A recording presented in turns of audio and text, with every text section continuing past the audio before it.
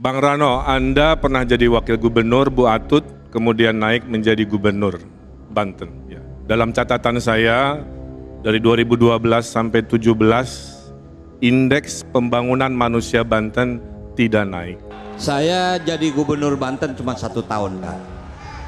Saya 2012 sampai 2013 jadi wakil gubernur, 2013 sampai 2015 jadi PLT gubernur, saya jadi gubernur 1 tahun. Tugas pemimpin adalah berkoordinasi. Jadi poin saya, menjadi pemimpin tidak harus selalu mencari alasan-alasan ke orang lain.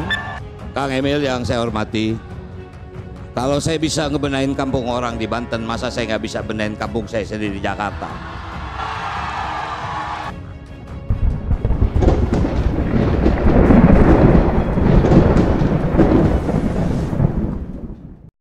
Assalamualaikum warahmatullahi wabarakatuh. Iwan Filah.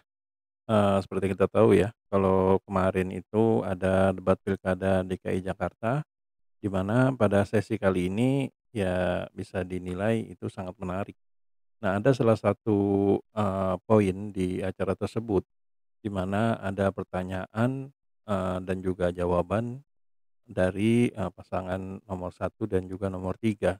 Di mana di situ Bung RK bertanya kepada Bung Rano Karno.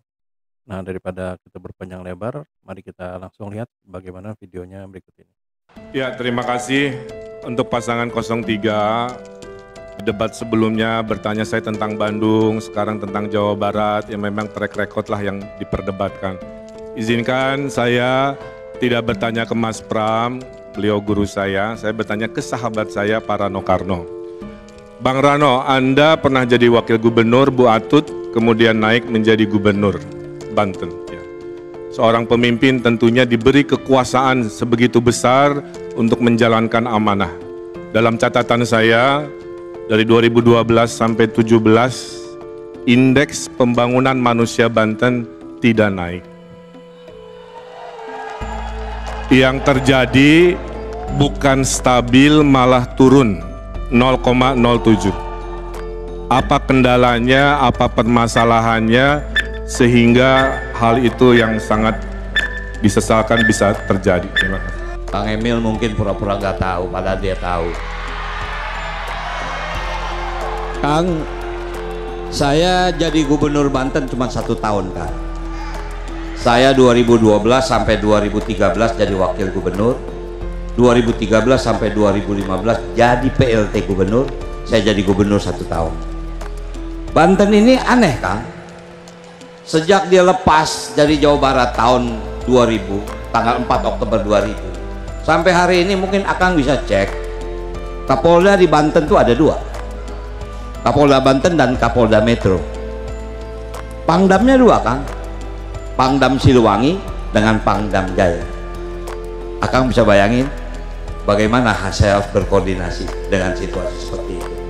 Singkat kata, Kang, Kabupaten Tangerang, Kota Tangerang Selatan, Kota Tangerang itu sudah established sebagai sebuah population. Tapi Pandeglang, Lebak harus diakui jujur. Karena itu saya bersyukur Presiden Jokowi memberikan 13 proyek nasional kepada Provinsi Banten. Yang pertama adalah Bandara Soekarno-Hatta itu diakui sebagai Bandara Banten, Kang, bukan Bandara Jakarta. Kemudian tol Serang-Panimbang itu juga diberikan oleh Provinsi Banten. Artinya Banten itu secara teritori sejahtera ada di Tangerang Raya. Cuman daerah Pandeglang, Lebak tentu sulit untuk dikembangkan. Tapi alhamdulillah dengan diberikannya kawasan ekonomi khusus yang ada di Tanjung Lesung, insya Allah Banten segera bisa mengejar indeks yang Akang impikan itu tadi. Mungkin itu jawabannya. Terima kasih. Tanya ini karena survei mengatakan rakyat Jakarta butuh pemimpin berpengalaman. Saya juga sama, Bang.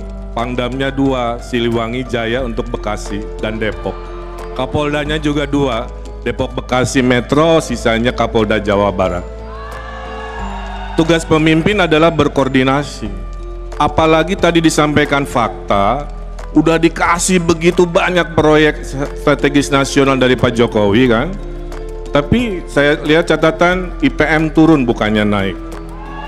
tingkat pengangguran terbukanya hanya turun 0,8. Saya 5 tahun naik 3%. Desa tertinggal masih ada di akhir jabatan Abang, 48 desa tertinggal.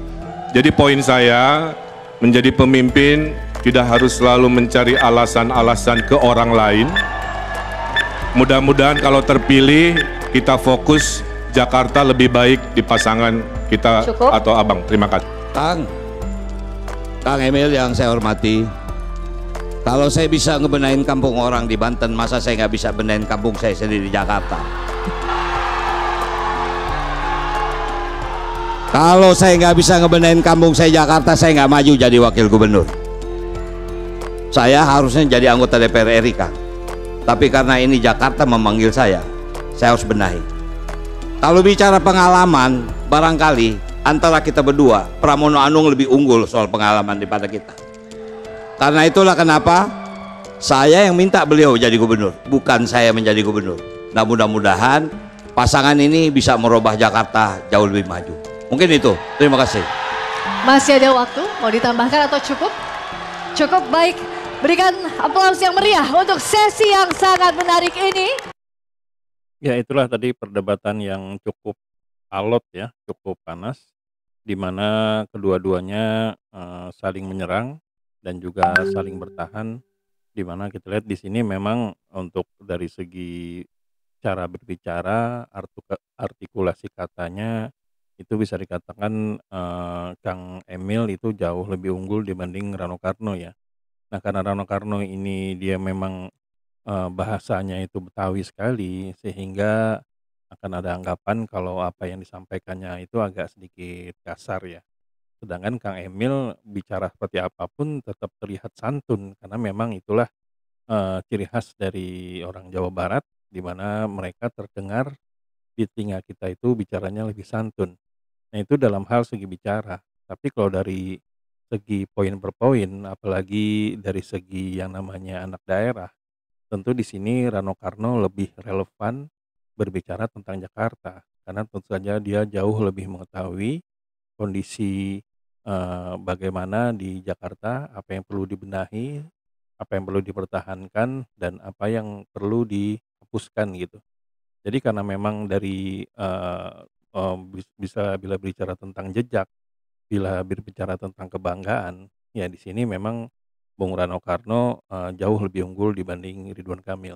Nah, jadi di antara kedua ini, kedua calon ini bisa dikatakan kemungkinan andaikan memang tidak satu putaran, mereka inilah yang akan maju ke putaran kedua.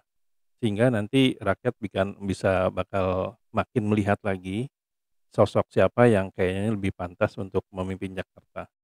Nah, bagaimana rekan-rekan semua di sini, siapa yang kira-kira yang dijagokan untuk bisa menang menggantikan Anies Baswedan sebagai Gubernur DKI Jakarta? Silakan tuliskan di kolom komentar ya. Nah, sampai di sini dulu Eden Project. Bila memang kami ada salah kata, kami mohon maaf. Wabillahi taufiq wal hidayah. Wassalamualaikum warahmatullahi wabarakatuh.